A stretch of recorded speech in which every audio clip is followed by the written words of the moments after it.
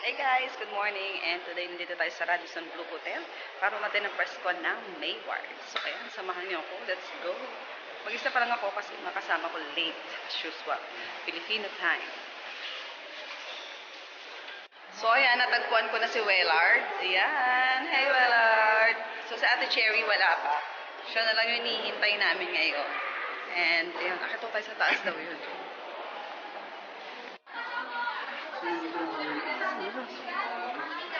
Dami ng tao. Wow, meron silang t-shirt. Nakapula sila. Hello po. Good morning. Dami ng tao. Ay, si Miss Tatsky yun. Oh, yan. Si Boss andito. And si Miss Tatsky. Yan. Nagko-coffee na sila. So, ayan. Nandito na kami lahat. Ayan, Miss Tatsky. Nagkakape. Ayan. And si Boss. So, may pakape si Mayor ngayon. Para kami nung maingay dito ni Bernard. Napronounce ko na nung maayos. Congratulations, Radisson Blue. Kanina kasi sabi niya, Radisson. Radisson. So, ayan. Nag-vlog kami dalawa ni Bernard. And kami dyan, magkakape naman na. Since wala pa naman, hindi pa nag-i-start. So, kape muna tayo. Gosh, pagkain na naman. Kahit ako ngayon. Pero, sige. Kain tayo.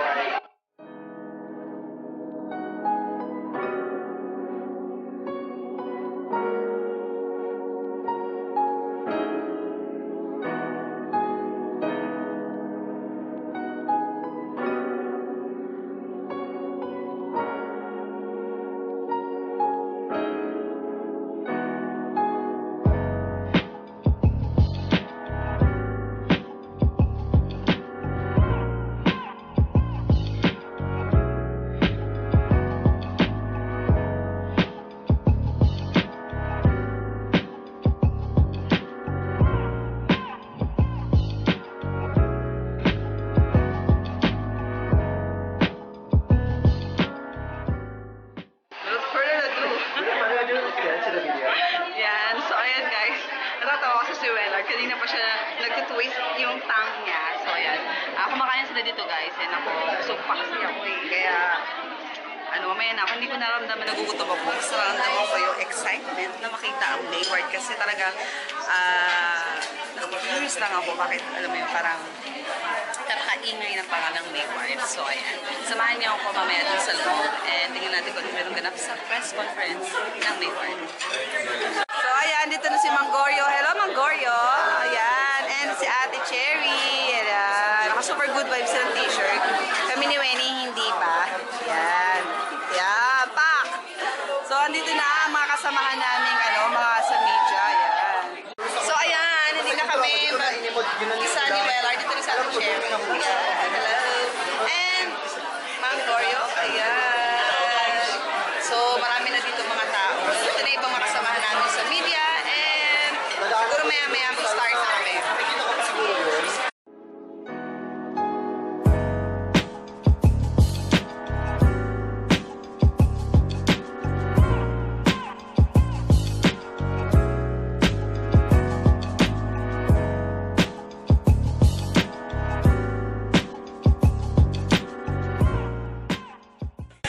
So ayan guys, nandito na kami sa loob ng press con and hinihintay na namin yung paglabas sa Mayward. So ayan, excited na.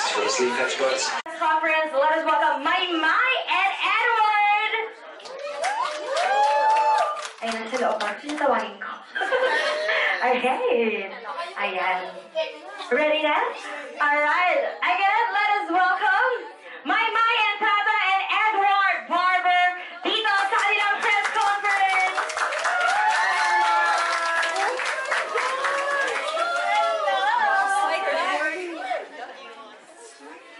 Magpipreso-preso na muna daw sila, ha?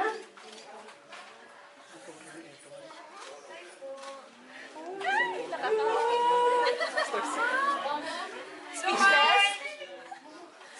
Speechless? Babies? Oh my God.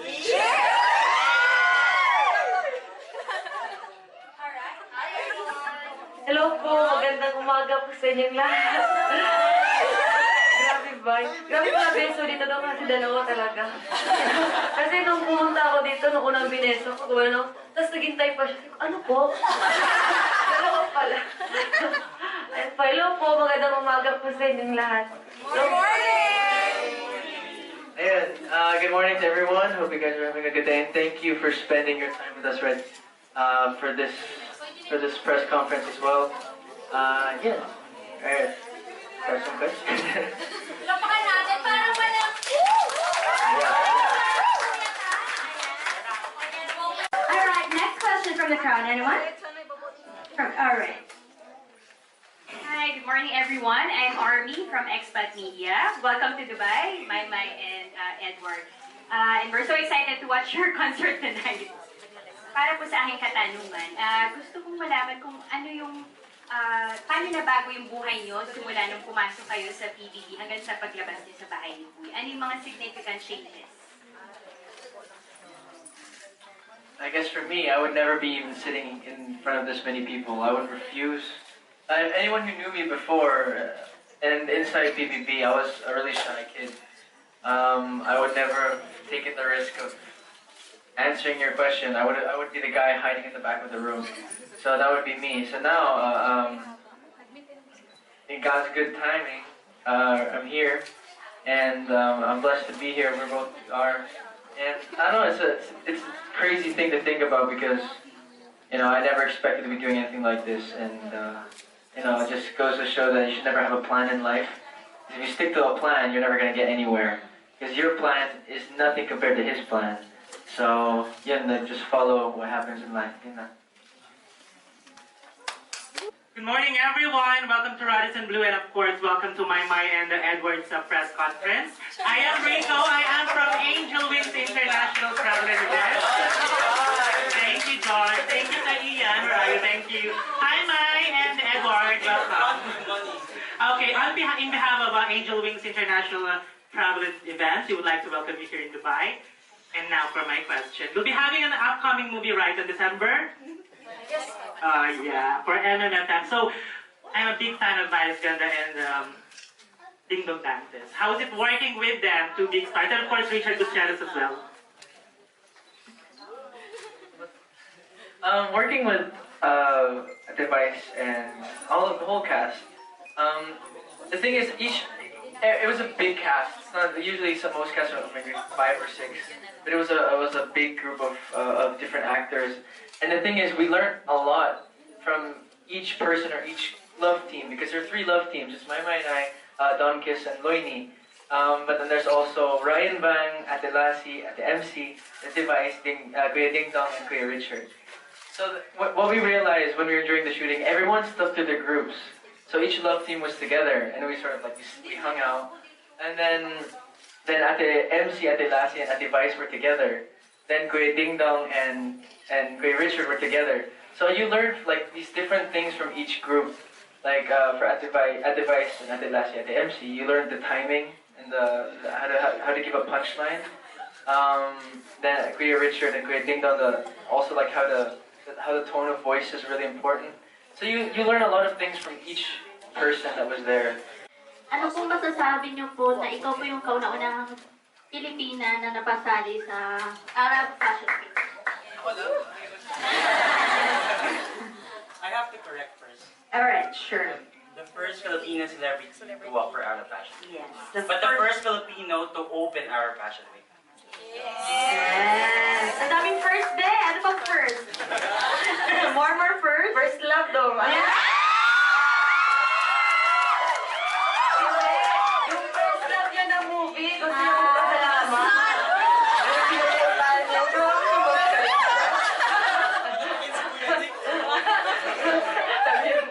Hindi. Yung sabi ni Sir Josh, grabe yung mga first buy. Pero nung unang nalaman ko po na ako yung pinakaunang Pilipina na celebrity daw po maglalakad sa Arab Fashion Week, sobrang kinabahan ako. Talagang hindi ko alam kung anong gagawin ko, hindi ko alam paano mag-gym ba ako, kailangan ko ba magpapato. So ayan guys, tapos na yung press con ng Mayward and nandito pa kami kasi meron kaming parang one-on-one interview with the media. So, ayan, wini-wait namin sila. And nag-ready kami ng question for them. So, ayun.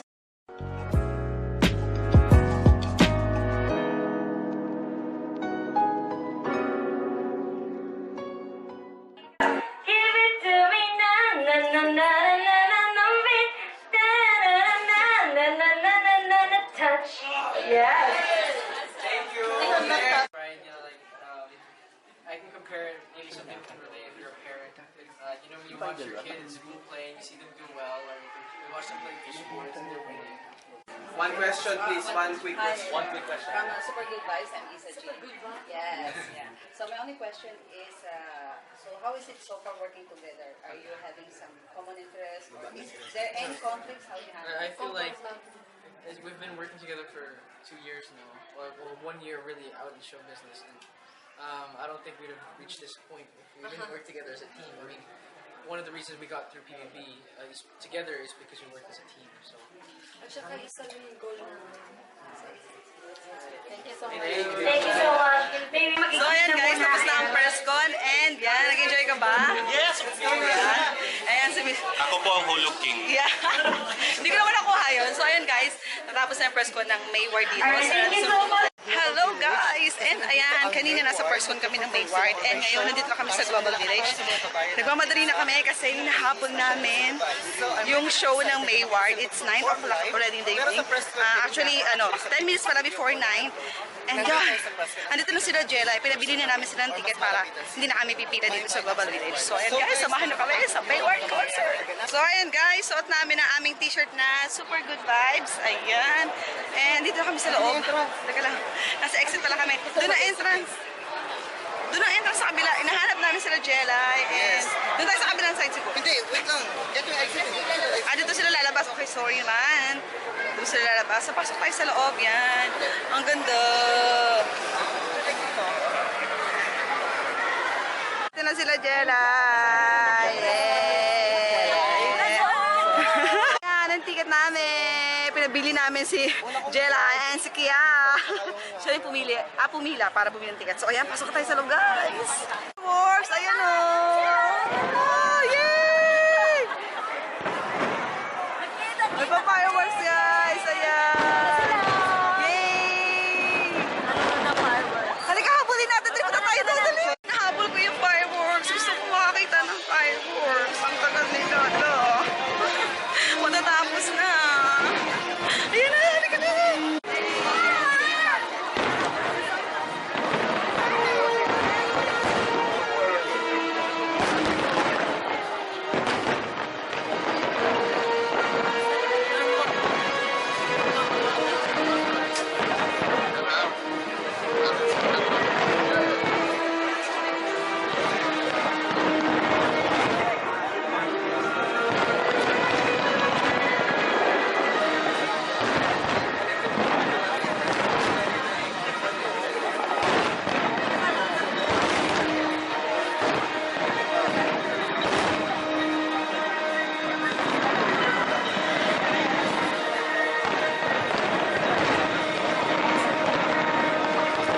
Naabutan ko yung fireworks! Yay! Oh, ang ganda!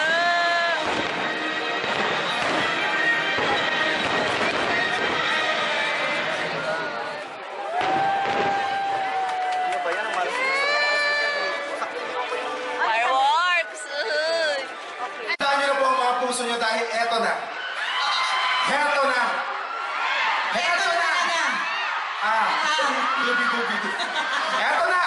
Ang tambalang una nating minahal bilang mga housemates sa Pinoy Big Brother Lucky Season 7 na manood natin sa iba't ibang mga TV shows at pelikula tulad ng Lalo na Sangre, Once Upon a Time, Loving in Tandem at next month mapapanood natin sa Fantastica at ang kanilang kauna-unahang teleserye early next year, ang Honey My Love So Sweet. Ibang cheesy.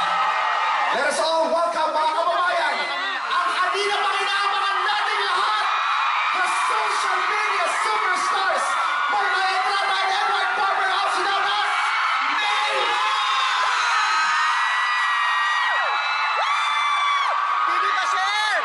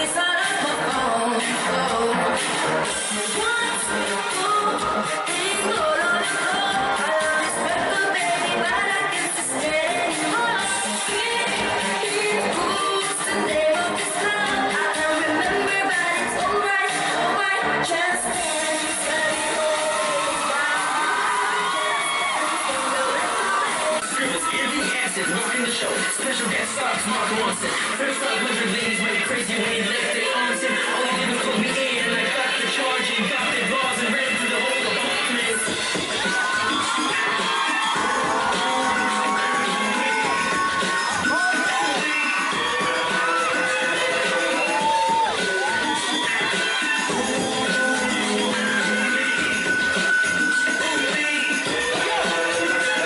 When I step up in the party, all the ladies wanna know.